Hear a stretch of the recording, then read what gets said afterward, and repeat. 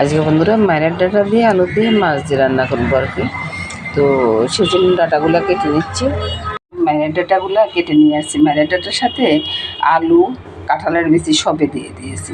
এখন আমি একটা ড্যাগের ভিতরে ঢুকিয়ে দিব আর কি মায়ের ডাটাটাকে। এই যে এইভাবে দিয়ে দিব। মায়ের ড্যাগের ভিতরে ঢুকিয়ে দিলাম। এবার আমি নুন দিয়ে দিব আর কি। এই যে স্বাদ মতো নুনটা দিয়ে দিলাম, হলুদটা দিয়ে দিলাম, লঙ্কাটা দিয়ে দিলাম। এবার ভালোভাবে মেখে নিব। আর একটু চিনিও দেবো। আপনারা যদি চিনিটা না খাইতে চান নাই দেবেন, কিন্তু চিনিটা দিলে একটু টেস্টটা বেড়ে যায়। এই জন্য আমি চিনিটা সবসময় দিই। ভালোভাবে মেখে তারপরে ঢাকা দিয়ে বসিয়ে দিব, চুলার আঁচটা ডিম করে দেব। এর ফাঁকে বন্ধুরা মাছটাকে ধুয়ে নিয়ে আসছি আর কি। মাছটাকে এখন নুন হলুদ মেখে নেব। আর এখানে কড়াইতে প্রথমে আমি তেলটা দিয়ে দিচ্ছি।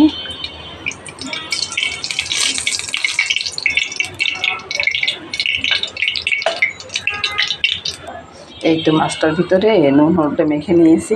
এবার আমি তেলে দিয়ে দেব। কথা বলতে বলতে বন্ধুরা ভুলে গেলাম যে চিনিটাতে আমি দিয়ে দিই। আর সাথে একটু গোলমরিচ, কালো গোলমরিচটা দিয়ে দিলাম আর কি। তারপরে সবগুলোকে নেড়ে ছেড়ে আবার একটু মিশিয়ে দিব ভালোভাবে।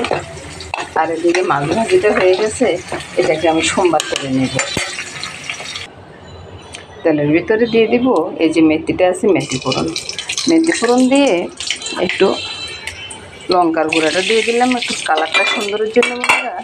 তারপরে আমি তরকারিটা করে দেব। এবার বন্ধুরা ওই যে মেশার দিয়ে একটু ম্যাশ করে দিলাম আলুগুলাকে। তরকারিটা একটু সুন্দর দেখা যাবে, ঘন হবে, ওই জন্যে আর কি।